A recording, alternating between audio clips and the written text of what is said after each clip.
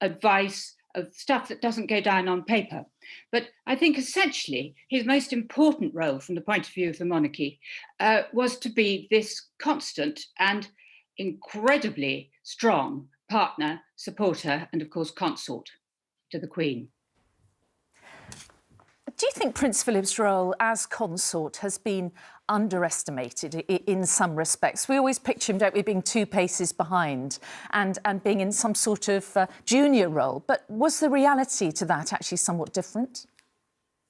Well, we don't really know what the reality was, of course, but I think the sense is that the role of Prince Philip as consort was, well, he was always there. He knew everything. He was very important to the Queen.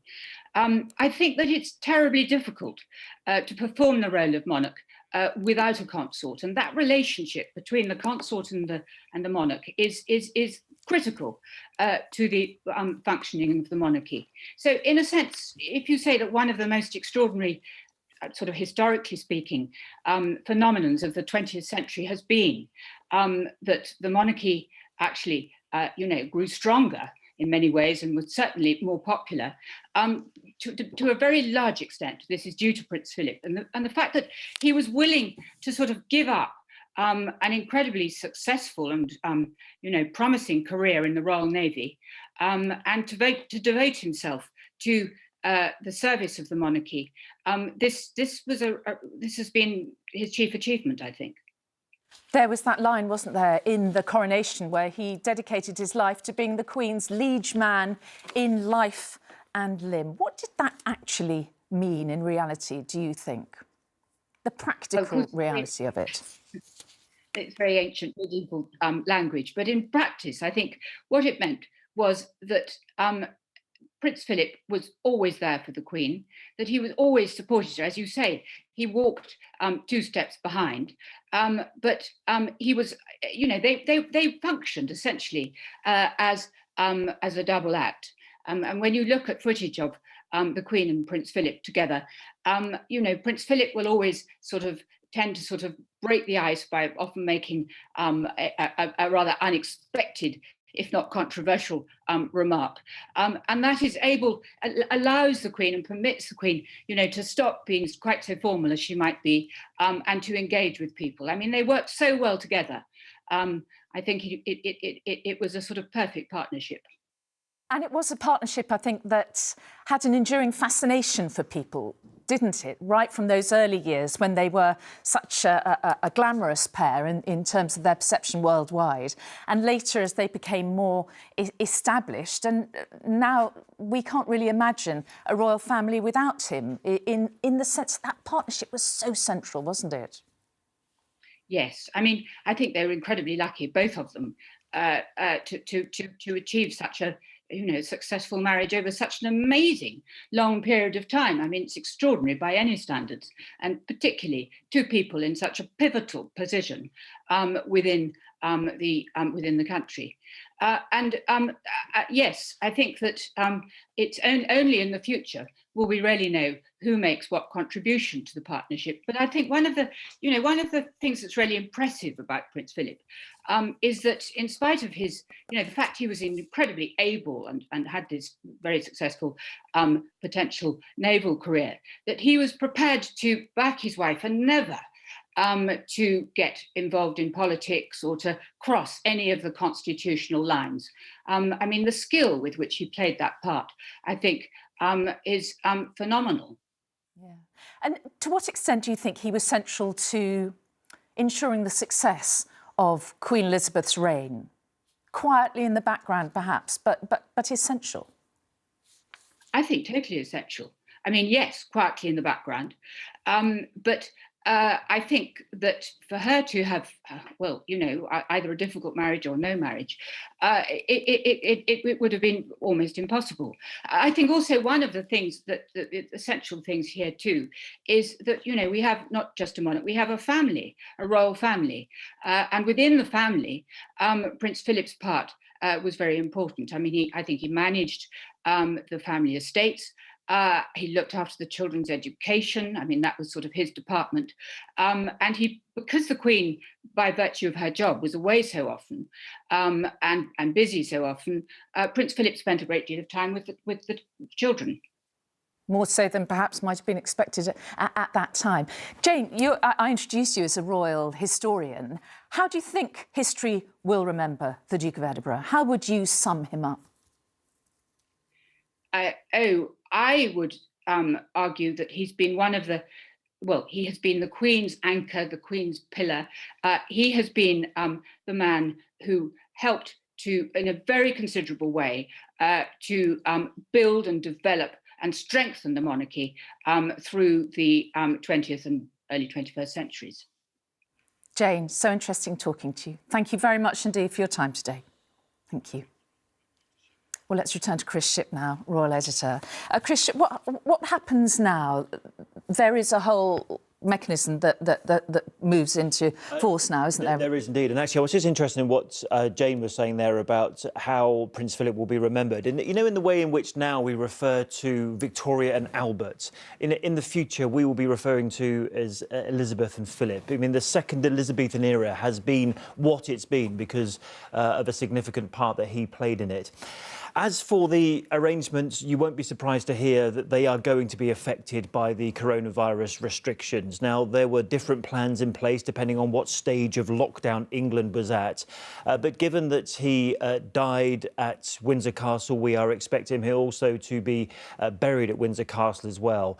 The overriding concern the palace has that there are no crowds. That's why the message, the notice on the front of Buckingham Palace earlier was put up and then quite quickly taken down.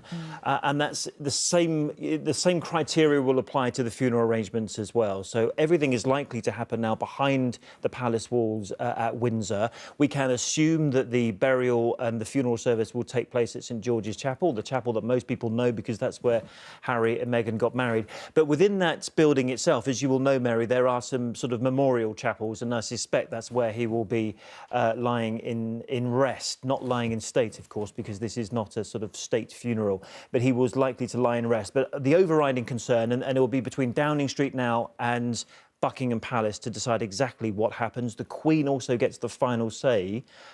Even though these plans have been in place for a long time, the Queen will get to sign this off. But they will work now together between them to find out exactly what will happen going forward with the coffin. But to put it into some sort of, to explain to people who may not know how the palace works, this will have been planned had we not had a pandemic. This will have been in place for decades, won't it? And Prince Philip himself will have had an enormous role in planning his own funeral. But it's because of the pandemic that things are slightly in a state of flux and we don't know what they're going to feel able to do or want to do. Exactly so. And like with every other aspect of national life, this has also had to be looked at again in the past few months since the pandemic hit, because clearly they can't have a procession, they can't have crowds gathering, equally why they don't want crowds gathering outside the front of Buckingham Palace. And we saw a few pictures in Windsor just now, didn't we, of people laying flowers, but they will be keen that people don't congregate there and don't stay together because we still have these restrictions in place, even though they are slightly easing now. And I suspect what it will mean for the funeral arrangements is that a very, very slimmed down version of what has been in the planning notes for decades, as you say, but a much thinner version of that now, a much simpler version, and one that won't involve any crowds. And possibly, and who knows, exactly what Prince Philip might rather have approved of, because he hated a fuss, didn't he? You know, famously. Yes, you say it, and here's a man who wouldn't want a fuss caused by his death. And, you know, for all the arrangements that have been made in Buckingham Palace over many, many years, his would have been the voice to say, don't bother with this one, don't go for that, can we just keep this thing very simple? And in some respects, this is about as simple as it can be because of the pandemic. There won't be, we don't think there'll be a move of the body now to London, as was the previous plan. Everything will now happen behind the walls of Windsor Castle. So do you think, Chris, we won't see the coffin, we won't see him lying, as you say, not lying in state, but we won't see his coffin? Yes, it's called lying in rest, is what it happens. What's the difference exactly to him? Well, lying in state is when you actually, it would happen for a monarch, where it happens inside the Great Hall of Westminster. Queen Mother. Palace of Westminster, Yeah, like yeah. the Queen Mum, for example. When, if you remember the Queen Mother, as you will, there were queues of people wanting to file past that coffin that went along the River Thames, over one of the bridges and back along the other side. That's something they never wanted to happen in this particular circumstance, but that's lying in state. His body will lie in rest now until the funeral. We're waiting from Buckingham Palace to find out exactly what day that will happen. But as I say, everything is now going to be much, much more slimmed down. OK. And just one final thought before we move on. We saw Prince Charles visiting his father in hospital a couple of weeks ago. He emerged looking very sombre. Does he now take on a new role within the family, or was that a role that he perhaps would have already taken on with his father in failing health?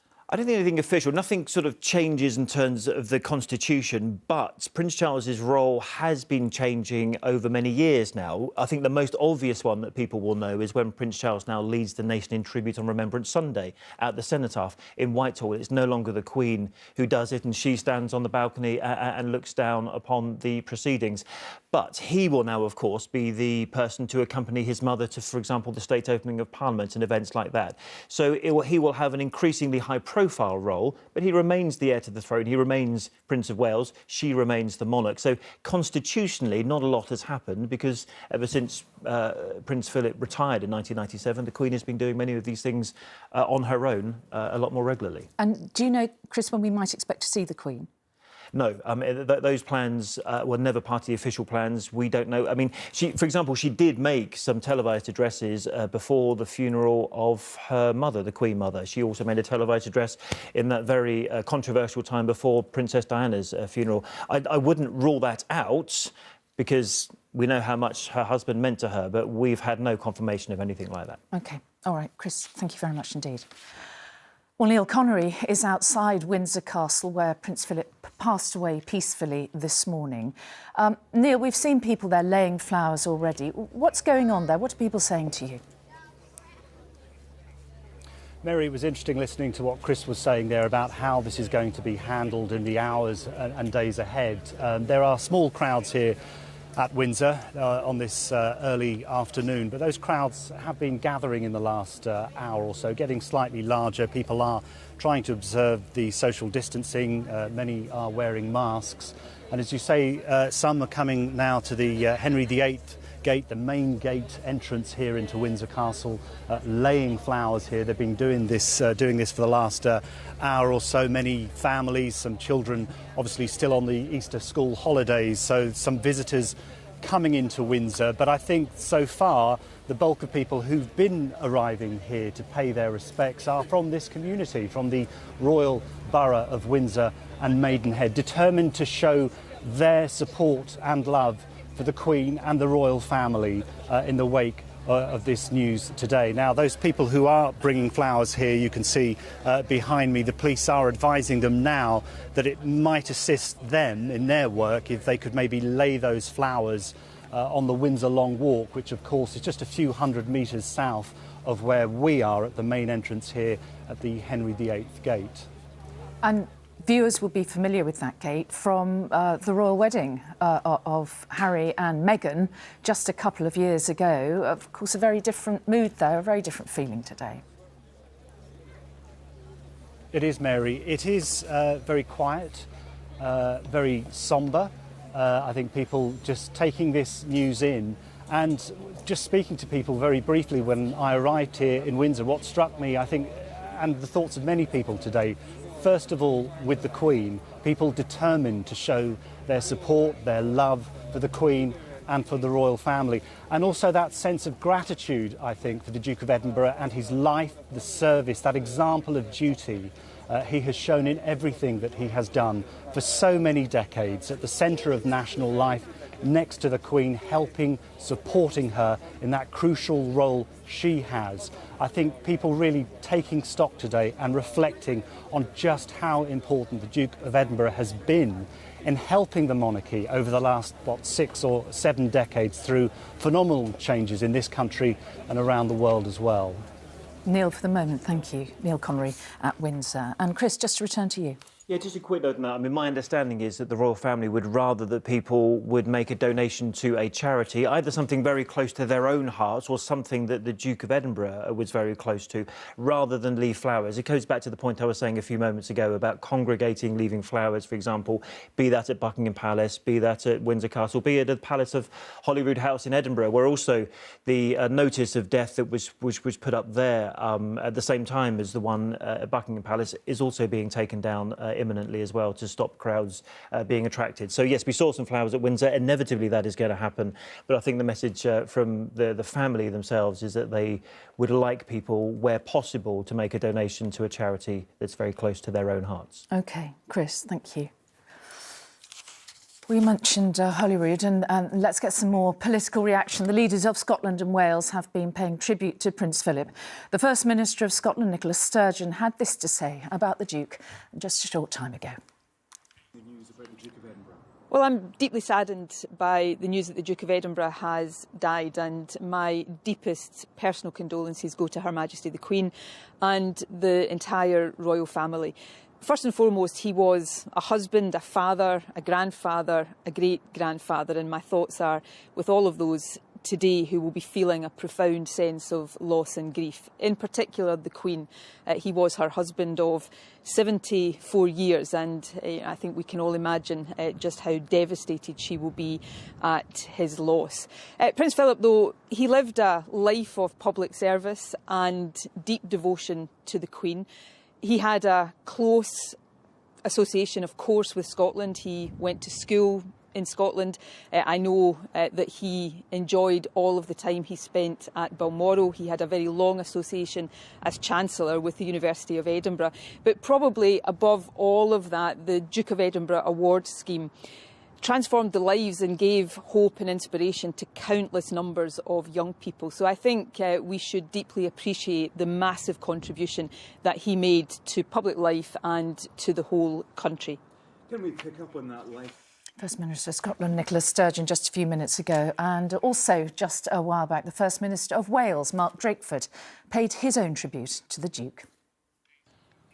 It is with great sadness that we learn today of the death of His Royal Highness the Duke of Edinburgh. Throughout his long life, Prince Philip served with selfless devotion and a remarkable generosity of spirit. On behalf of the Welsh Government and people in all parts of Wales, I offer our deepest condolences to Her Majesty the Queen, Her Majesty's children and their families on this sad occasion. The Duke of Edinburgh will be sorely missed by the many Welsh organisations that he supported as patron or president over so many decades of service.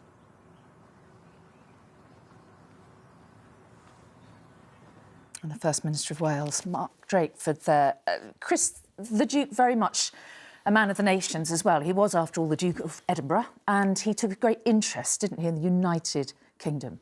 He did indeed. And actually, funny enough, Mary, I was just reading some of the notes I had in front of me here that was written by his headmaster, Kurt Hahn, when he went to Gordonston School, which in Scotland, of in course. The very north of Scotland. I've been there, actually. It's a phenomenal part of the world to have your education. And I was just, it just struck me as a few of the remarks that the headmaster wrote about Prince Philip. And he said, when Philip came to Gordonston, his marked trait was his undefeatable spirit, which I think is something that's actually stayed with him for all of his life. And he wrote that he had inherited from the Danish family, and we spoke earlier about Prince Philip's Danish heritage, a capacity to derive great fun from small incidents. Now, given that was, written in the 1930s, because he started school there in about 1934, I think it explains a lot about what we've seen from Prince Philip and how he's carved that role for himself over those years.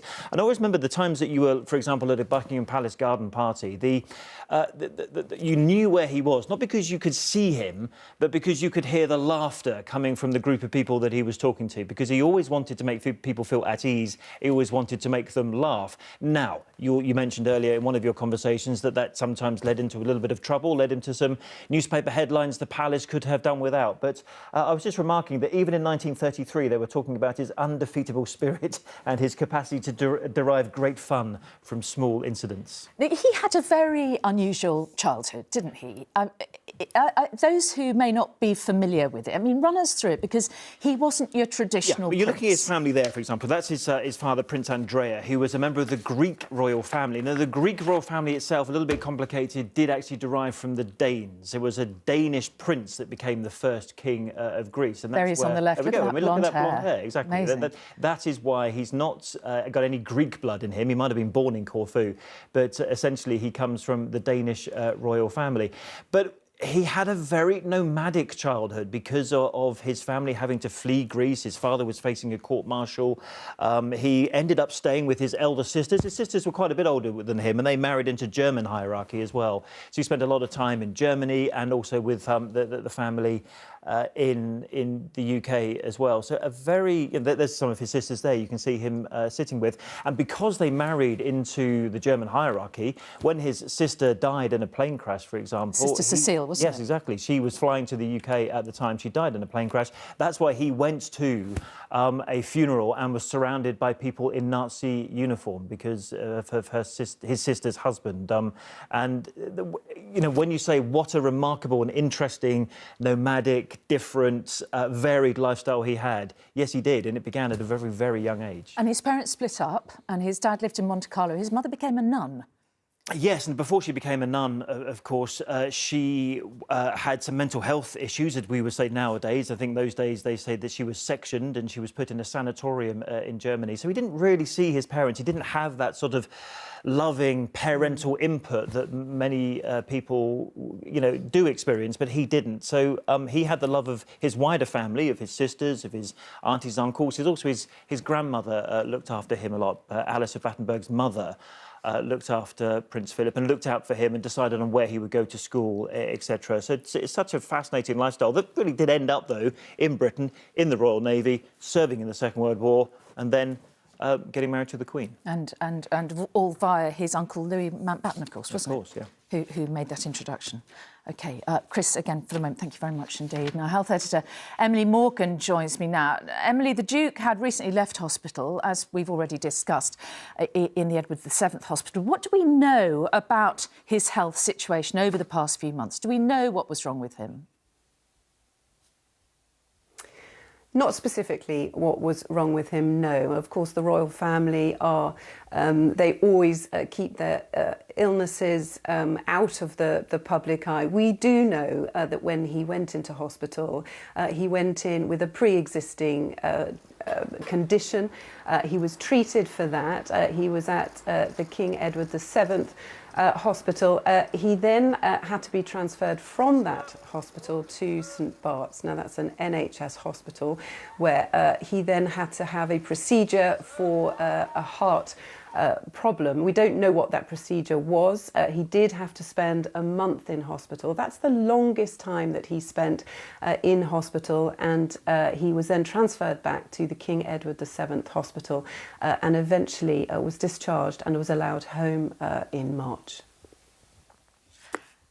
Emily, he had other, didn't he, long-term health conditions. We understand there was some sort of bladder condition, which isn't unusual in elderly men, of course. But he seemed to be in remarkably robust health, despite all of that. He was. Throughout his whole life, he's had a remarkably healthy life. Don't forget, this was a man who lived until he was 99. Very few men live until they're 99. Just around 4,000 men in this country, in the UK, are 100. Of course, he was 2 months off his 100th birthday. And throughout his whole life, he's been incredibly fit and healthy. Most of his problems have been sporting injuries, so stitches to his arm, broken ankle, broken bones, broken ribs, and most of those have been when he was playing polo throughout the 60s. Now, of course, arthritis in his wrist in 1971 meant that he had to give up polo, but he did take up carriage driving. Now, that would, of course, have kept him very fit and very healthy throughout his later years. He did a lot of walking, he did a lot of swimming. He gave up smoking in 1947, and he apparently only drunk very moderately, so that will have kept him extremely healthy. Now, perhaps his biggest problem was in 2011 when he had a blocked coronary artery. That is when he had his stent fitted. Throughout his later years, he had a recurring bladder infection. In 2012, he had to go to hospital for that. 2013, he had to go to hospital for that, and that seemed to be his most recurring problem. In 2018, of course, he had a hip replacement as well, but recovered from that pretty swiftly and ended up at Harry and Meghan's wedding. Yeah, remarkable, really, for a man of 99. Emily, thank you very much indeed. Now, we're staying on air through the course of the afternoon to continue our tributes to Prince Philip. We will be back in just a moment, but first, here's Amanda Houston with the weather forecast. Hello again. So after a brief spell of a milder weather, it's going to be feeling much colder for all of us as we go through this weekend. We've had a cold front that's been sinking its way southwards throughout this morning, bringing cloud and patchy rain. But you can see to the north of it, there will be some decent sunshine as we go through this afternoon, but still a few showers around at times, and these could be wintry, especially across parts of Northern Ireland and Scotland. Quite blustery here too, so it certainly will be feeling pretty chilly. Further south, though, we have the brighter skies holding on to the south coast, temperatures there around 12 or 13 degrees. Now, as we go through this evening and tonight, we hold on to the cloud and patchy rain across East Anglia and the south. Still some wintry showers coming into parts of northern Scotland and Northern Ireland, but in between it's dry. We've got clear skies, temperatures turning chilly, and there will be a frost forming for many. Bye-bye.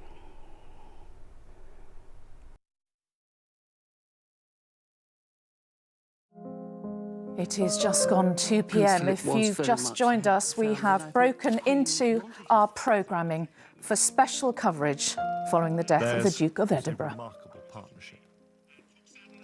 The Queen always did exactly what he thought. Well, just about everything that he thought. He was a handsome, dashing Navy lieutenant with an intriguing and exotic background. If you divide people into the category of those who command and those who like to be commanded, he's a commander rather than one who likes to be ordered about. So he was a good leader, and he enjoyed that a lot. Prince Philip became the longest-serving royal consort in British history. I think history should judge him really very kindly. I think he was a remarkable person at a remarkable time. So who was the man whose role was to stand one step behind, one step to the side of his wife, the Queen?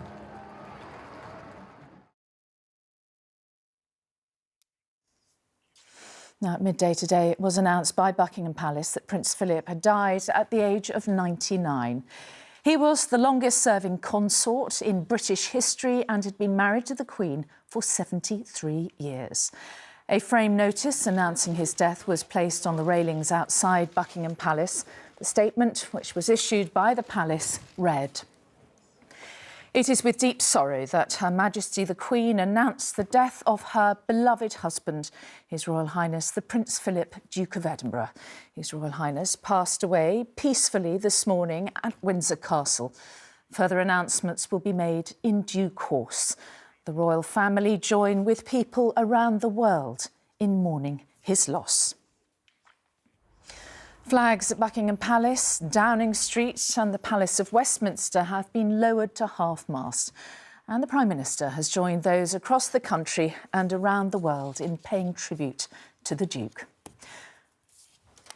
Speaking in Downing Street, Boris Johnson said the nation's thoughts were with the Queen and the rest of the royal family. With his Duke of Edinburgh award scheme, he shaped and inspired the lives of countless young people. And at literally tens of thousands of events, he fostered their hopes and encouraged their ambitions. We remember the Duke for all of this, and above all, for his steadfast support for Her Majesty the Queen. Not just as her consort, by her side every day of her reign, but as her husband, her strength and stay, of more than 70 years. And it is to Her Majesty and her family that our nation's thoughts must turn today, because they have lost not just a much-loved and highly respected public figure, but a devoted husband and a proud and loving father, grandfather, and in recent years, great-grandfather. The Prime Minister there, and the leader of the Labour Party, Sir Keir Starmer, said Prince Philip will be remembered for his support and his devotion to the Queen. Well, the UK has lost an extraordinary public servant in Prince Philip. He dedicated his life to our country. And above all, I think he'll be remembered for his support and devotion to the Queen. And all of our thoughts are with the Queen, the royal family and the British public as they come together to mourn this huge loss. Leader of the Opposition, Sir Keir Starmer there. Well, the First Ministers of Northern Ireland, Wales and Scotland have also paid their own tributes, with Nicola Sturgeon saying she was saddened by the news and sent her personal and deepest condolences, and those of the people of Scotland, to the Queen and her family. And members of the public have begun laying flowers at the gates of Buckingham Palace and, as we can see here, outside Windsor Castle. And our royal editor, Chris Shipp, is still with me. So, Chris, sad news, but not unexpected. Not unexpected of a man who was 99 years of age and would have been 100 in June. And also, you know, I spent a lot of time outside the hospital where he was being treated for the best part of a month. In fact, I think it was exactly a month that he was in both the King Edward VII and then transferred to St Bart's for heart surgery.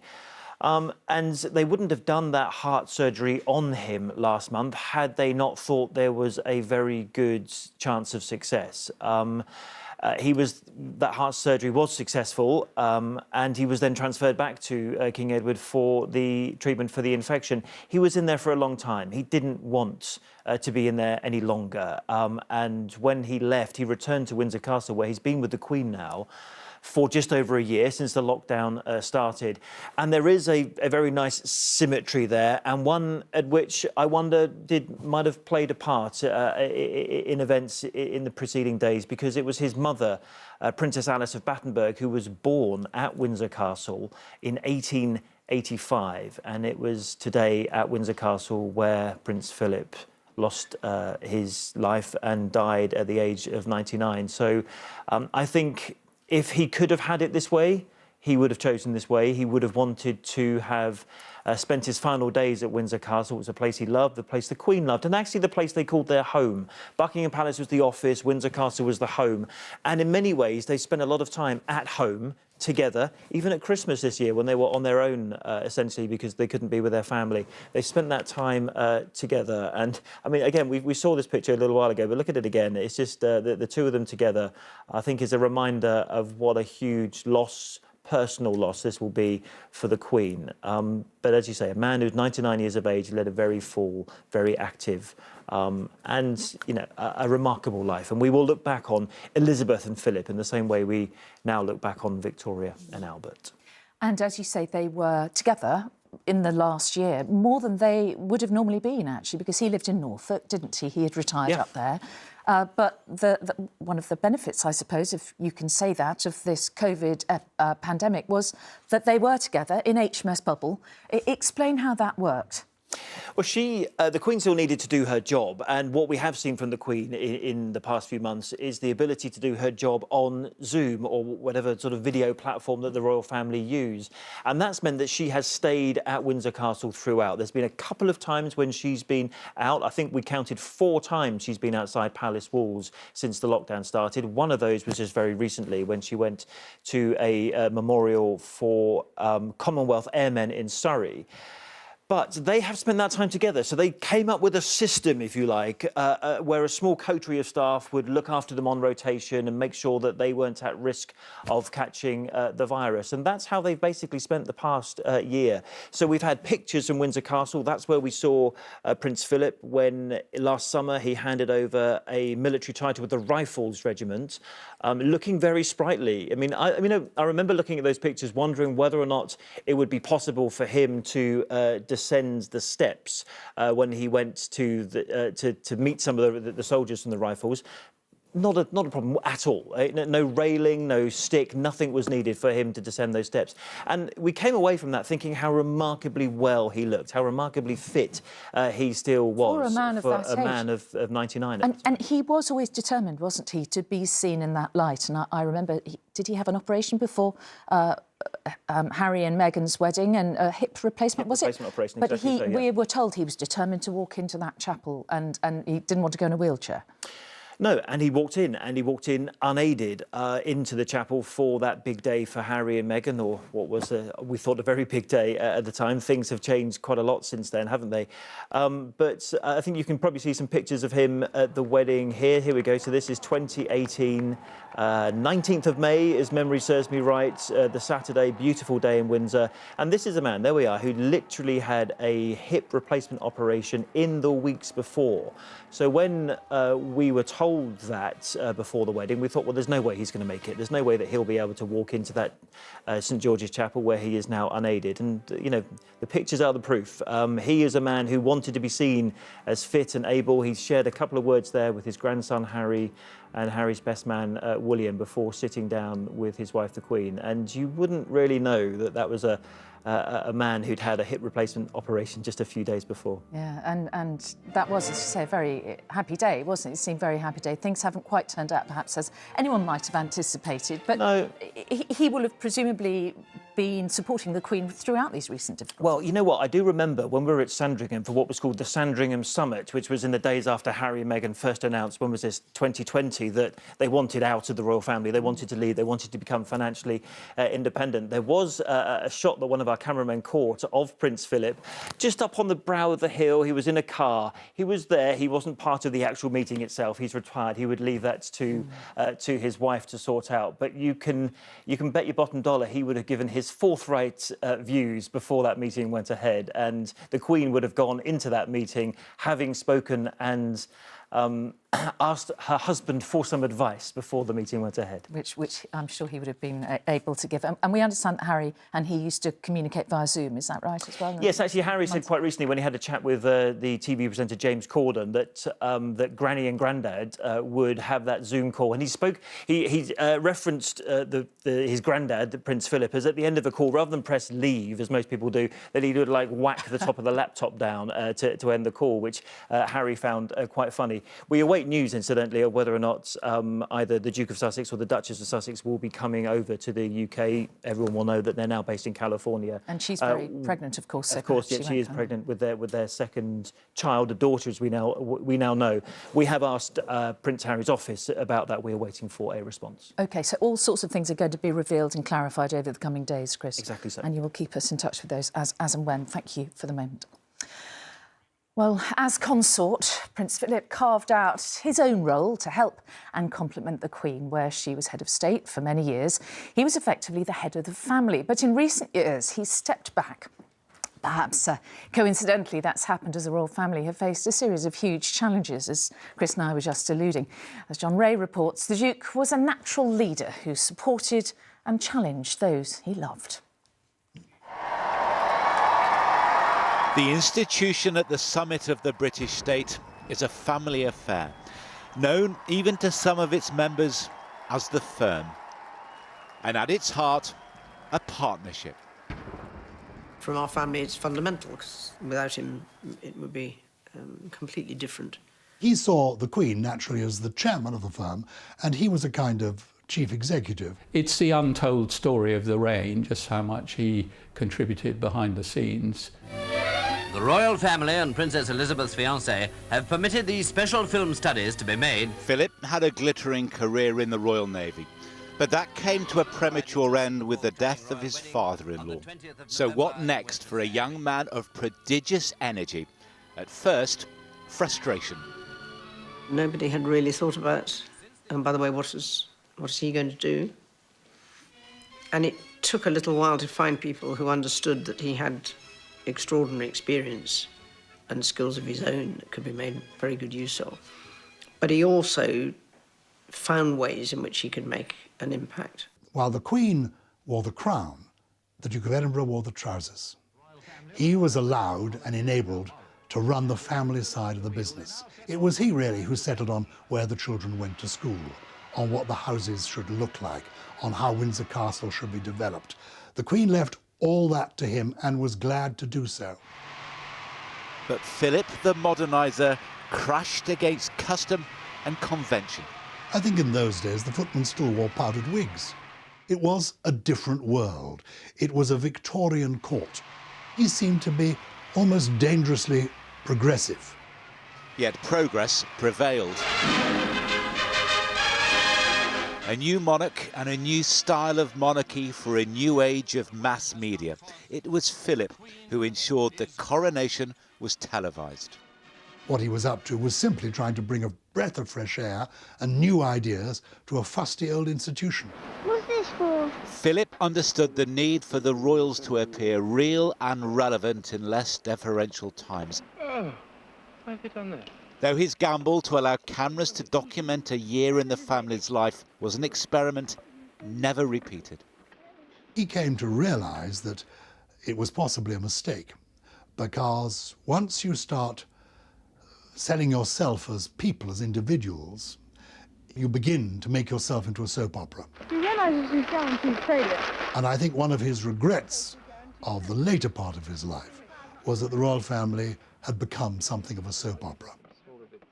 It was an era where change was the only constant. A growing family. The bridesmaids trying to cope with that train. His eldest son and heir's wedding. Philip piloted the firm through every challenge. He was always questioning, always, once you got him on side, hugely supportive. And the important thing with the Duke of Edinburgh was to be prepared to argue your case, because if you didn't know your facts, if you didn't know what your case was, you were shredded. No greater crisis was there than the death of Diana. A nation's anguish turned to anger, directed at a royal family which seemed out of touch with the public mood. Because he wasn't sentimental, that doesn't mean that he wasn't sensitive. And the criticism stung. But the Queen and Philip in Balmoral saw it as their duty to protect Diana's children. We got a real sense that this was a grieving, mourning family up there. And they were looking after those boys and tending to them incredibly closely. I mean, they were the grandparents. The people that were organising a funeral wanted to know if the boys had made their mind up about whether they would proceed behind the coffin. Prince Philip's voice came across very clearly, and to me, in a most anguished way. You know, these boys' mother had died, and this was not the time to question them about that. In the end, it is the heartbreaking image that has lingered of the two boys following their mother's funeral cortege, Philip walking every step alongside them. Memory is a strange thing, isn't it? But I seem to remember saying that, in fact, it was a question of, if you'll do it, I'll do it. And that was him as a grandfather saying to his, if that's what you want to do, and if you want me to be there, I will be there.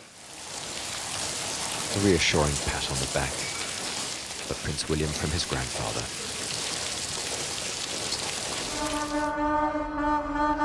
In recent years, his hand hasn't been so firmly on the tiller. The former naval commander not quite so clearly at the helm. 4 hours in the rain by the river at the Diamond Jubilee celebrations took their toll. Ladies and gentlemen, if we shout loud enough, he might just hear us in hospital. And he was absent again, this time deliberately so, from family talks to decide Harry and Meghan's future. Would things have been done differently and better recently if the Duke of Edinburgh was still at the centre of events? I know that the Duke of Edinburgh's rule was, don't talk about yourself. Don't give personal interviews. I know that, and I know he told his children that because he told me. I imagine that's the advice he would have given his grandchildren as well. So when I think about recent events, I think he would have sighed rather. He wanted to separate the role of the monarchy from the people involved. It is an institution. And he said to me, well, I've done my best to help keep it going while I've been here. If history comes to judge this second Elizabethan age, it's author. The family, the firm, has endured. And we can now speak with the royal biographer, Catherine Mayer, who is at Buckingham Palace. Catherine, thank you very much for joining us this afternoon. I don't know if you could hear the final words of that piece from John Ray, but saying that he was very much the rock of the family and very much responsible for the success of the Elizabethan reign. What would you say to that? He was certainly very influential.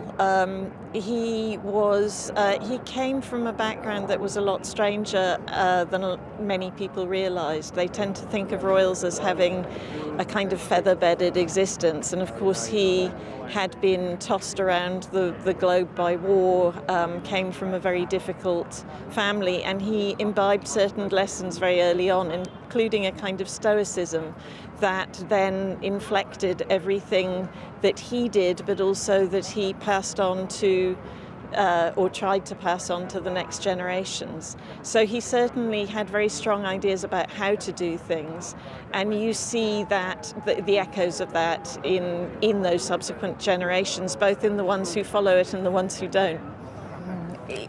There has often been whispered a difficult relationship with his eldest son, Prince Charles. How true do you think that was and is? Well, I mean, I saw some of that directly, and it was certainly not an easy relationship, having said which, you know that Prince Charles will be in very deep mourning now. But, I mean, it was a relationship where Prince Philip believed in a kind of... he was part of the silent generation, but much more than that. He believed in not expressing yourself, in buttoning down and keeping everything back. And that's kind of the opposite of who his son is. And his son has always struggled with his impulse to not only to express himself, but also to make change, which is something that is sometimes seen as antithetical to being part of this great and apparently unchanging institution. So fair to say they were very different men? Extremely different men, but also sharing a great deal. That's something that also gets missed. So one of the things I'm sure in the reflections about Prince Philip that will come out is his interest in things like Jungian psychology, and he was actually, you know, Prince Charles is always seen as the great environmentalist, but actually a lot of that comes from a quite conservative version of that, of conservation, which was something very passionately espoused by Prince Philip. But the difference being that Prince Philip is someone who kept his passions very close to his chest, whereas Prince Charles has tended to find ways to express and embody them in what he does. Catherine, how do you think history will remember the Duke of Edinburgh? Because in some respects, people say he's misunderstood or was misunderstood by this country and further afield because of his rather bluff exterior. But how do you think history will judge him? Well, that definitely is who he was. I mean, my encounters with him were often entertaining, but his reputation for being blunt was deserved. I mean, I can give you one quite kind of funny example of that. He was the president of the British Sub-Aqua Club, and at one point I was at a lunch with him, and I thought it would be a kind of icebreaker to talk to him about my own enjoyment of diving in British waters. And he said, for goodness sake, why would you want to do that? Which kind of, you know, the direct brain-mouth wiring was very much part of who he was. But I think he was a more complex character, and I think in terms of, you know, one of the things that his death signals is the monarchy has been grappling, and not always comfortably, with the prospect of transition. And he was very much the person who, together with the Queen, part of that silent generation, evolved a form of monarchy that was about being seen to do things rather than talking about it, rather than about any kind of direct or interventionist activism. You now have the end of that, or the beginning of the end of that generation, at a time where the monarchy is for all sorts of reasons under pressure. There will, however, of course, be a huge outpouring of public sympathy. And I'd like to say, I'm a new widow. I happen to be here because I was on my way to the National COVID Memorial Wall today.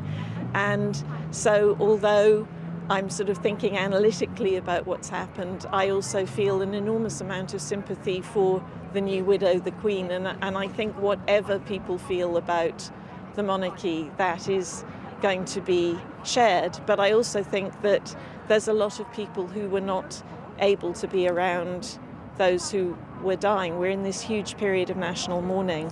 And I also think that this is going to be a focal point for that, but also a kind of an interesting point for people who, like me, like so many others, are mourning our dead. I think we can bring all of these things together. Yes, Catherine, thank you very much indeed. Beautifully put. Thank you for talking to me this afternoon.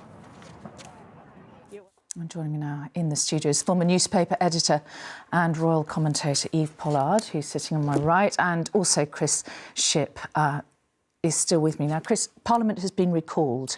Yeah, just a quick update that we've had in the past few minutes, that Parliament is currently on its Easter recess. It was due to come back next Tuesday, but is actually now being brought back. Both MPs and peers, so both the House of Commons and the House of Lords, are being reconvened on Monday so that both members of Parliament and members of the House of Lords can pay their respects to the Duke of Edinburgh. And I think, it's worth picking up on some of the words, excuse me, that Catherine was saying there about the kind of royal that Prince Philip was, and how that kind of sits ill at ease with the kind of royal family that Harry and Meghan thought it should be. And he was a man who thought that they should show their support for various organisations through deeds and not words. He wasn't a man who would rush to a microphone and give interviews, and someone who would just show the level and commitment of his work through what he was doing rather than what he was saying. So I think that point is probably worth making. Yeah, thank you, Chris. Eve, let's talk about the love story, because it was a wonderful love story, wasn't it? Wonderful. Well, I just wanted to say, I do feel it's a great loss, and I'm so sorry he didn't make it to that 100th birthday. But he said he didn't want to live to 100, didn't he, a few years back? And, of course, having been in hospital for a month, that probably changed his view, but it's such a sad day. They had the most wonderfully romantic relationship, the Queen and Prince Philip.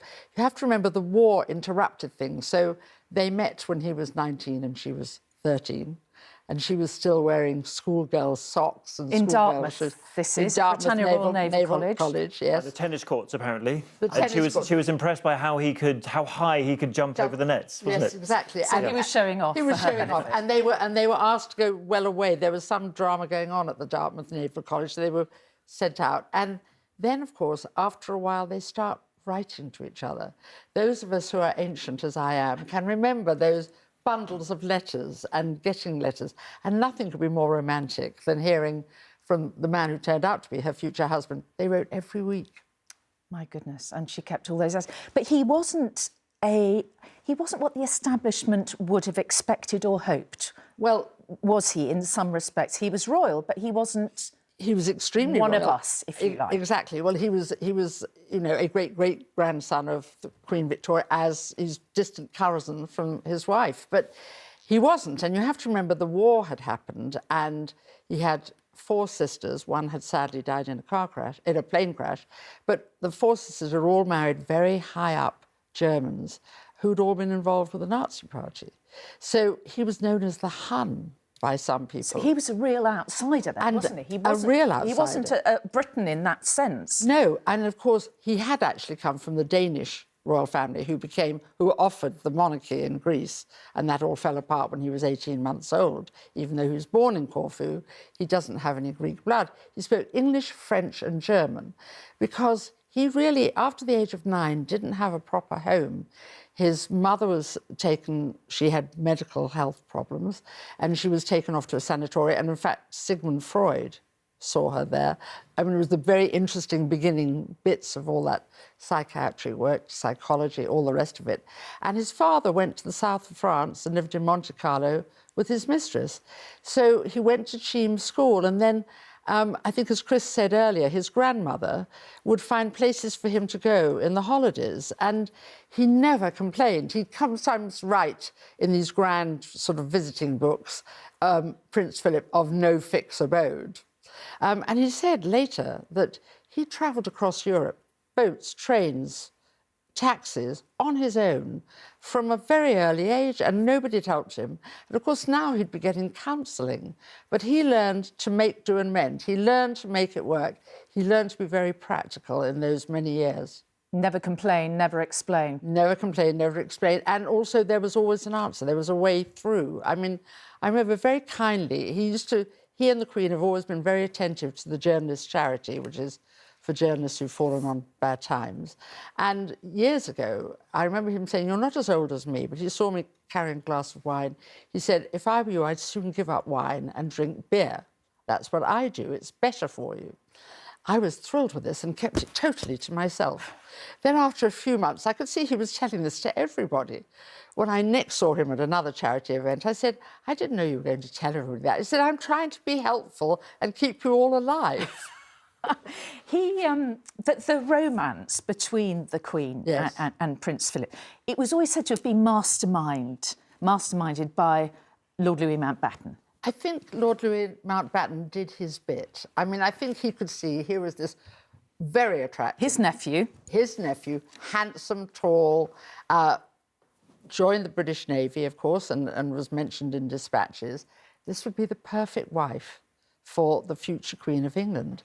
And I think he mentioned it to Philip, and apparently there's a conversation he has with the Queen Mother. Queen Mother very keen for Princess Elizabeth, as she was then, to marry an English aristo. And he talks to her and says, "This Philip is a jolly good boy, you know, he'd be good." But of course the Queen and Prince Philip's mind had been made up, and they'd become secretly engaged at Balmoral in '46, long before the engagement was announced. And the pictures we're seeing now is of a Mountbatten family wedding, which happened just before their own wedding, I think in 1946. Yes. And you can just see there the chivalry of Prince Philip if he took his wife's and there's Lord coat Louis from her. Mountbatten. Is that his Patricia Brabourne, his daughter? I think. I think that's. It might be Patricia, but it might be Pamela Hicks. Patricia got married first.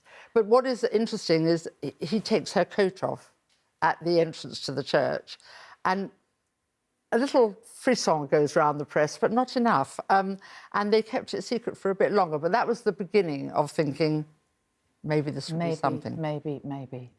And he wasn't what the establishment had necessarily hoped. They wanted the Queen, Princess Elizabeth, to marry a traditional British duke. Not a nomad from Greece who hasn't had a very sort of stable upbringing. But we showed the pictures just now when the two of them first met in 1939, so it's before the war. The Queen was very young. She was only, I forget, it's either 13 or 14 at the time, wasn't she? Yeah, she was 13. She was 13 at the time, and that's when she first set eyes on him. And it's when Elizabeth's governess, commented on how impressed she was by what Philip was able to do. But no, he was seen as quite abrasive when he came into the royal family. The guy who didn't really do as he was told, the guy who wanted things to change, the guy who wanted the coronation, for example, to be filmed in 1953, pushing the boundaries all the time to try and modernise the royal family. Now, we've had a debate in recent days and weeks, haven't we, about modernising the royal family and is it sort of fit for purpose in this time, given everything that Harry and Meghan said to Oprah Winfrey. But I think if you take it back to 1950s, we don't have the same royal family now as we had then, and a lot of the changes that have happened, albeit quite slowly, many of them happened because of Prince Philip's insistence, and that was what kind of ruffled feathers among the suits, as he called them in the palace. The men with moustaches, I think he used to call them, didn't he? And so he kind of made a few ructions in those early days. Oh, yeah, well, I mean, they started with moving the kitchen, because they worked out that the kitchen and where they had supper was miles away, and every meal turned up cold. So he was very practical, and also I think he felt that the Queen, which of course she became very young because her father died so young, had to get on with the job, and he had to make it work for her. He had to be practical. And he also spent a lot of time with his children. He was probably quite a complex father to have, because he hadn't had a father around from the age of 9 on which to base fatherdom, as it were, you know, parenthood. But he loved them, and, you know, he used to take them away, just the 4 of them, to little places on the estate every year, and they always turned up. Mm. But quite a difficult father figure to live up to, actually. Well, very high standards. Very high standard, action man, not used to great palavers. I mean, his funeral will be exactly as he wanted. I mean, not lying in the state was his choice, even though, obviously, because of the situation and COVID pandemic, it can't happen. He wanted a life, and he was very keen on his, you know, polo, very keen on the carriage driving, but he didn't like a great deal of fuss. Slightly romantic, too. He designed the Queen's engagement ring, you know, and he took it from diamonds from his mother's tiara. His mother's tiara had been put in a bank in Paris when she'd had to go into sanatoria. And he and the 3 sisters who were then alive had to sign and get it out. And he also designed a bracelet, which she wears quite often over long white gloves for evening events. You see, all of this really points to a very, very sad time for the Queen, doesn't Terrible it? Because, time. you know, whatever else one says about, you know, whether he was gruff or whether he was misunderstood or whatever, and the implication for the royal family, this was a very long marriage. 73 years. Yeah. And if you remember that first time when she came out, I think went to an event at St Paul's Cathedral. Without him. Without him. You suddenly realise, I mean, if I was a cartoonist today, you could draw an iconic picture of a tall man with his hands behind his back, leaning over a smaller lady who was wearing a hat. You wouldn't have to draw their faces. The whole world would know who that was. And that was the view that we saw time and time again. And we will not see that again. No, and I think that is the sad point. As you said, the Queen's got used to doing her duties without the Duke being by her side ever since his retirement in 2017. But not to have him behind closed doors, to have those conversations with, to sort of sound him out on certain things. We were talking earlier about the Sandringham summit, etc., how he, you know, didn't have that formal role. But as anyone knows, and this goes for prime ministers and presidents as well, they rely a lot on their spouses. They are their sort of confidant, their sounding board, their rock, their support. And he was everything. And they do always, the spouses always get criticism, don't they? Yes, indeed. I mean, can't do anything right. Well, just look at recent times with Harry and Meghan. Look at, you know, look back to the Queen and the Duke in the 50s and 60s as well. But as we say, he was. And the other point that I think sometimes that people forget is that both the Queen and the Duke of Edinburgh were great-grandchildren of Queen Victoria and Prince Albert. So, you know, that's quite remarkable that they found one another in a way. Yeah. I do remember reading something in one of the biographies where he said that he used to get, or it was surmised, he used to get irritated when people said to him, well, what was it like marrying into the royal family, you know, living in Buckingham Palace? How did you find that? And he said, well, I was royal, you know. It wasn't that I hadn't ever experienced these things before. And he came from his own royal lineage, albeit a sort of slightly divergent. The royal family of Greece, obviously, at very different times. And as we've also been establishing, the royal family of Greece was essentially Danish, or at least the first king of Greece was a Danish prince. But interesting that there has been some tributes come today from the royal families of Europe. The Dutch royal family gave their heartfelt sympathies. The Swedish king said that Prince Philip was an inspiration to us all. And the royal palace in Belgium have said that they were deeply saddened for the Queen. So, yes, he comes from European royalty. He was Prince Philip of Greece and Denmark when he first arrived in this country. Sad that we won't see the big gathering of all those royals at a funeral. But anyway, thanks, Chris.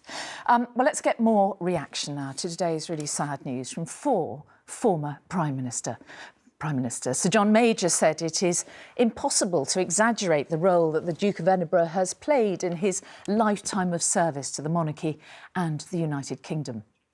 His successor, Tony Blair, said that he will naturally be most recognised as a remarkable and steadfast support to the Queen over so many years. However, says Tony Blair, he should also be remembered and celebrated in his own right as a man of foresight, determination and courage.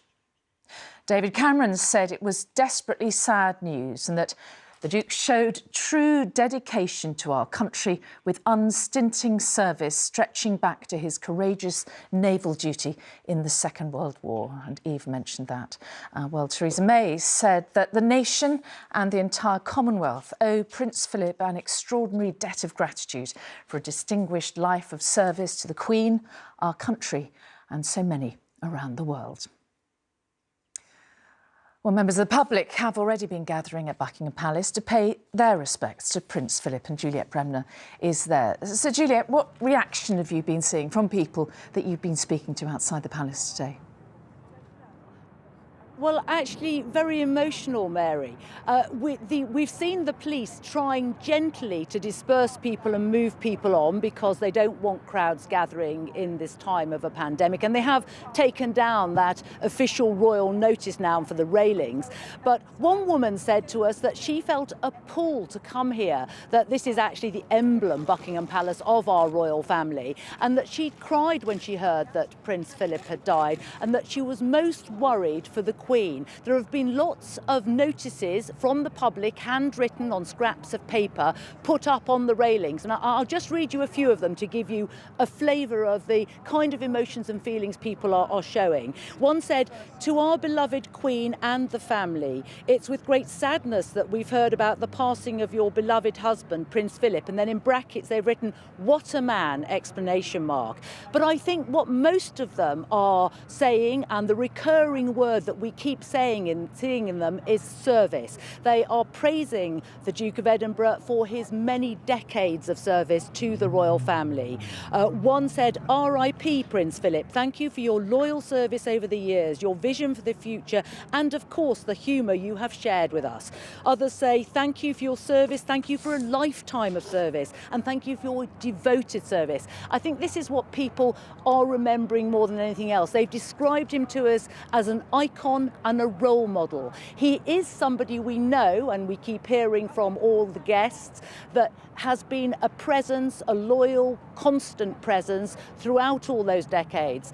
And I think we have to remember that for everybody who will come here, whether they are visiting from home or abroad, he will be somebody who has been a constant presence in their lives. He's been that figure always of support in the background for the Queen, and they want to come and say to him, "Thank you for that loyal service. Thank you for the service to the Queen and to our country."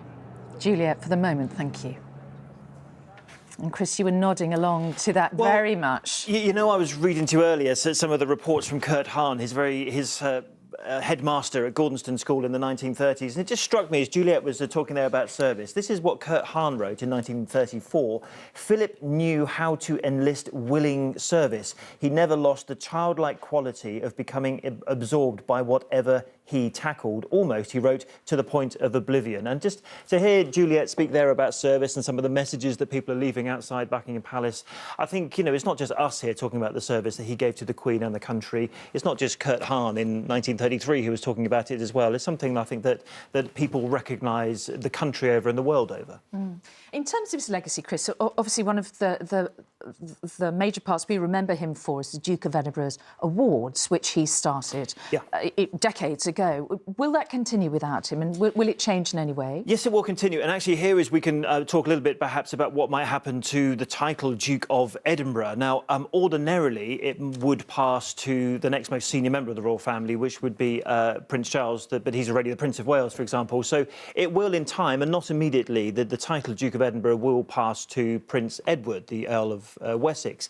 Now, currently, he's very much absorbed in the Duke of Edinburgh's award. He's spoken about it recently. He's taken on a lot of his father's responsibilities in recent years. So we can't say for sure, because it's obviously down to the Queen what will happen, but it's very likely that the Duke's youngest son, Prince Edward, will become the next Duke of Edinburgh, and he will then take on the Duke of Edinburgh's award, which, as you say, 3 million people have taken part in that award scheme since it was formed in 1956. And that's gone worldwide now. And it's gone worldwide. There's the Duke of Edinburgh International as well. And we go back again to Gordonston School, and it was because of that mix of, like, outdoor education and, you know, sailing in the Murray Firth and climbing the hills around Gordonston School. That was what he wanted the Duke of Edinburgh's award scheme to embody. And, you know, and children up and down this country do it to this day. 3 million is a staggering number. It's a huge achievement, isn't it? And actually, we do have some film of Prince Edward talking about the Duke of Edinburgh's award scheme. Let's take a look. You watch a young person blossom. You watch a young person develop all sorts of qualities. What the award does is it develops, most importantly, develops self-confidence. And they learn to achieve. And that, having learnt to achieve in one area, that gives them the confidence to achieve in another area. And where the award really works is having got them to achieve in the non-academic areas, you would then watch them achieve in the academic areas. As you can see, he's got a gold award. But for that, he would have been a dropout. Yeah, probably. You see, ever the slightly cheeky put down at the end there. Just saw that opportunity right at the end of the interview there. But as I say, the Duke of Edinburgh's award will now carry on, and it will be Prince Edward, who himself, like the rest of the family, will be mourning today the loss of their beloved father. But the Duke of Edinburgh's award scheme will very much live on. And the title of Duke of Edinburgh, you say, will go to Prince Edward, but it's not likely. Yet. We don't know for sure, Okay. and it's actually down to the Queen in any case, if and when that were to happen. But that's my understanding, is that is a plan for the coming months. Because, of course, Eve, some of the Queen's happiest times, I think she would say herself, were when she was Duchess of Edinburgh, before she became Queen. Oh, yes. Princess Elizabeth, Duchess of Edinburgh, and she had a almost normal marriage. She had about 2 years or so where they went to Malta. Of course, he was the captain or the commander of a ship, and he was loving that because that's what he adored, and gave a lot up because he had to curtail his naval career. And they could behave like normal people. And if you think about the Queen, who had been, grown up, her teenage years has been during the war, so there hadn't been much fun to have then, and then got married and then had 2 children fairly quickly. For the first time, they could go out dancing.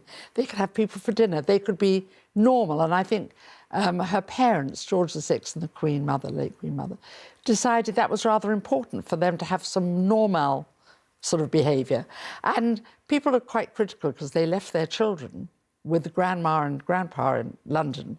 Pretty good, safe place to leave. And the staff, of course. And the staff, Let's of not course. forget. But they went off there and they had some sort of normal married life where you weren't hidebound by courtiers, you had some staff, but not people living in, like the men in moustaches or grey suits, as they used to discuss them. And I think also they had a chance to actually iron out, everybody when they get married think it's going to be perfect. Well, suddenly you realise you're going to be living with somebody, it's not that perfect. You can iron out all those little problems. And when you see pictures of them in Malta, she looks radiant. She looks like she's having the most wonderful time, going to the hairdresser, not having somebody privately coming to her. All those normal things we take for granted. Like a proper naval wife. Yeah, absolutely. Yeah. And knowing other naval wives and being friendly with other naval wives in the way that you would if you know, your husband has a job and you get friendly with his co-workers or their families. It's very, very normal. But that all came to a premature end, of course, with the death of George VI. Yes. Much sooner than anybody could have anticipated. Well, he was 52 when he died, so I think nobody realised it would happen that quickly. And he does look very ill as he waves her off to the tour they made in Africa. And then to be in somewhere so beautiful as Treetops, if you've ever been to Treetops, it's extraordinary. And then to be told this terrible news. In Kenya. In Kenya. And Mike Parker, who was the sort of Prince Philip's aide-de-camp, said he could see all the troubles of the world seemed to go on his shoulders when he heard the news. And then he had to tell the Queen away from everybody else. I mean, very dramatic, very sad. And he stepped away from his naval career and dedicated his life to the service of the monarch. And to looking after her, to being there, to being somebody she could, as you Chris just said, you have to have somebody to throw ideas off. So even if he wasn't at the summit himself, I'm sure the Queen probably came out and said, well, this is what they're saying. What do we do? Where do we go with this? What's the future? And I'm sure he would have discussed the varied options that they could do. And you understand that when you have children of your own, you try and help them. I mean, what was lovely is he did make a joke at the end about Prince Edward, but you could see he was looking at him so proudly on that sofa, thinking, that's my boy, he's taking on this job that I started. And of course, the thing you have to remember about Gordonstoun, just like Prince Philip's life, it was not a beautiful, ancient, lovely place. When Kurt Hahn took it over, it was a slightly falling down big building somewhere very cold in Scotland. And the students themselves had to paint the walls and get it ready. And sailing was probably a treat because you were out in the open sea, you know, and getting hot water into Gordonstoun was sort of pretty tough. And of course, Kurt Hahn believed in that sort of tough, rigorous way for boys. But Philip absolutely lived on it, glowed on it, and realised everything could be dealt with in a way. Prince Charles, we're told, less so. He didn't enjoy Gordonstoun, but as previously discussed, very different men. Yes. Chris, just thinking about... Anne's children went to Gordonstoun as well, of course. So it's actually a lot of members of the family sort of went through Gordonstoun because it did so well for Prince Philip, even if Prince Charles wasn't quite spent the happiest times of his life there. Yes, but a lot of the other ones, Zara Tindall went, I think various other people went. I mean, I think Princess Anne, did she go for a bit? I think Princess Anne would have gone had it accepted girls at the time, which I don't think it did. That was the problem. Yeah. But so it was kind of central to the formation of this generation, maybe. Yes. Yeah. Chris, just to pick on something that Eve was saying, the role that the Duke took in advising the Queen and so on, he was always very careful, though, wasn't he, not to overstep the line constitutionally. And he never saw inside the red boxes of court papers and so on that the Queen always works her way through. It must have been quite a difficult balance for him to Not only maintain. a difficult balance to try and maintain, but also if you think in that era, in the 1950s, when the man was the head of the household as well, for him to sort of step back in the way that he did on so many ways. Step back. Literally. And it even, there was the whole discussion about whether or not the children would take his name, Mountbatten, formerly Battenberg, etc. So that was very difficult for him. But I think he kind of found that role over the years. Very occasionally he would say something in a press interview that would get everyone a little bit overexcited. But he knew that his role was to support the Queen. And you wonder, you sort of run out of adjectives, don't you, to describe him. Was he the rock, the confident, the advisor, the defender, the debater? How many words can you come out? And most famously, as the Queen herself once said, the strength and stay. Yeah. Very interesting. Well, Neil Connery is outside Windsor Castle right now, where the Duke spent his final few days. Neil, we saw people laying flowers there earlier. We saw also the police gently moving them on. Are people still coming? Yes, they are, Mary. In the last hour or so, I say a few more people are coming up Castle Hill here to the King Henry VIII gate, the main entrance to Windsor Castle, laying flowers here. But some of the staff members from the castle here are asking people now to move along to the Long Walk, which is a couple of 100 metres or so away from where we are, to lay flowers there at the top of the Long Walk, at the entrance, that entrance there to Windsor Castle. And then the flowers are being taken in from that area inside the castle. We've been speaking to people laying those flowers there over the last hour or two, determined really to express their love and support for the Queen and for the royal family, and to show their respect, really, to pay their respects to the Duke of Edinburgh, and reflecting on that service that he has given this country over the past 7 decades. As some of the people we were speaking to talked about how they've done the Duke of Edinburgh's award scheme, and just how in small ways that had affected their lives and as they were growing up, giving them opportunities. And just one small measure, really, of the huge impact that the Duke of Edinburgh has had on public life over the last 7 decades or so. Neil, what do we think is going to be happening at Windsor over the next day or two? Is there any information coming out where you are? Well, as I think you would expect, Mary, it will be for Buckingham Palace to officially announce what happens next in terms of funeral arrangements and the procedures that need to take place in the coming days. I think most people, as we were hearing from Juliet Bremner earlier on, know that the Duke of Edinburgh had expressed on a number of occasions a real determination for there not to be too much fuss, really, upon his passing. It's something that he didn't really want to see happen. But of course, we're in this unique COVID situation. The rules have been changing in England very slowly and will change again on Monday in terms of certain non-essential retail shops opening and so on and so forth.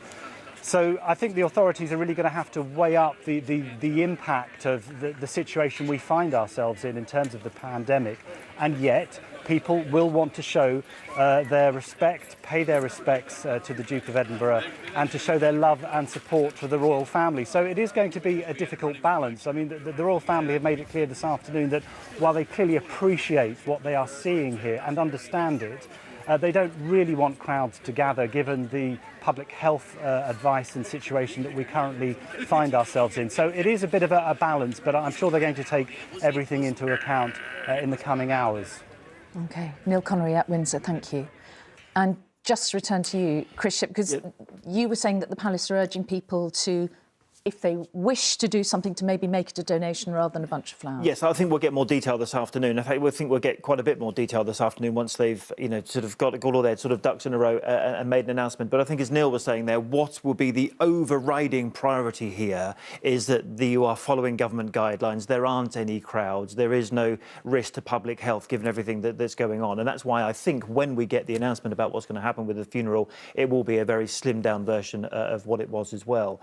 I've also got an update, Mary, on what we were discussing earlier about what happens to the title Duke of Edinburgh. And as I said to you a short while ago, it does immediately pass to Prince Charles as Philip's eldest son. But it won't be passed on to Edward until Prince Charles accedes to the throne, at which point it sort of gets merged in with the crown and can be re-granted again. So Prince Edward will remain the Earl of Wessex. He will continue his father's work with the Duke of Edinburgh award scheme, but our understanding is he won't become the Duke of Edinburgh, as both Queen Elizabeth and Prince Philip agreed some time ago, until Prince Charles accedes to the throne. So what that also means is the Queen will remain the Duchess of Edinburgh as one of her many titles. Yes. Until she passes away. And what many people don't know about the Queen, she's also the Duke of Lancaster, which people find remarkable. But she has many titles, I think. Indeed, I think it's fair to say. They all do. Just to pick up on what Neil was saying about the pandemic and the impact that's having on the way things are panning out at the moment. It is a very particular time, isn't it, in the history of this country. So many people have gone through so much loss, so much bereavement, so much hardship over the last year or whatever. It does put a different perspective onto this, doesn't it? I think you touch on a really important point there, because here is a man who gave a lot of service to the country, who was the husband of the Queen, and we are talking about him today because he has passed away at the age of 99.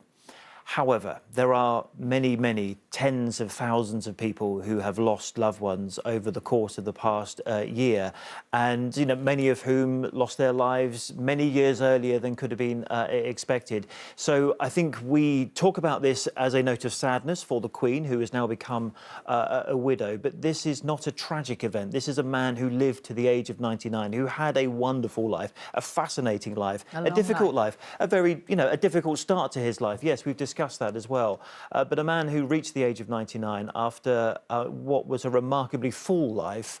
And that's why we don't talk about it in the terms of tragedy. And it's why we also must put it into the context of what this country and many other countries have been through over the past 12 or 13 months. Eve, how do you think the family will be changed by the passing of the Duke? Well, I think that Prince Charles will probably spend even more time with his mother, because he'll know that that rock, that conversation, that thing will be important.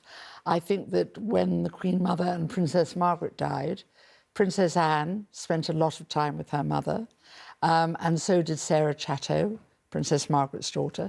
So I think all those strands of the family, and Sophie Wessex, people who spend time with the Queen, that the Queen feels relaxed with, will, as it were, go into action. They'll all have to step up. They'll all step up, but they'll all spend more time with her.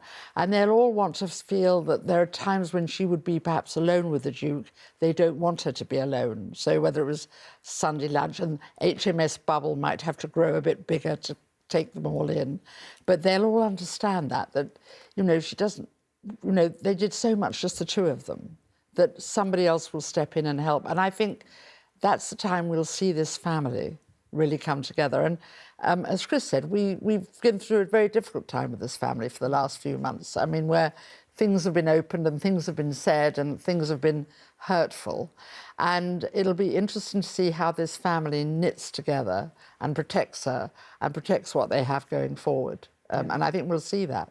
I agree. And actually, we were talking earlier about that very iconic picture now, when after Archie was born, and we were saying at the time how diversity was at the heart of the royal family. You had Archie, you had Meghan's mother, Doria Ragland, there as well. And yet, you know, everything that's been said since during the Oprah interview and since, obviously, you know, there were some members of the royal family, Harry and Meghan in particular, who didn't think that change had happened at quite the speed that they wanted it to happen. And, you know, he has been watching that from afar. He was in hospital when a lot of this was happening. Don't forget, he was in hospital for a month whilst Oprah interview was going on and the fallout was happening. You know, but he's seen change himself in the royal family, and he would have, I think, appreciated that this was also a moment of change for the family. OK, yeah. Chris and Eve, for the time being, thank you very much indeed. Well, Prince Philip's death means that the rest of today's schedule has had to change here on ITV and STV. We will remain on air until 5 o'clock, when James Mates has a special documentary on the Duke of Edinburgh. At 6 o'clock, the news from your areas will run as usual, followed by the ITV National News at 6:30. And then from 7 o'clock, Julie Etchingham and Philip Schofield will present a live programme called Prince Philip Fondly Remembered, and they will be speaking to the people who knew the Duke best, including Sir David Attenborough and Joanna Lumley. At 9 o'clock, Chris Shipp has another special programme. Take a look.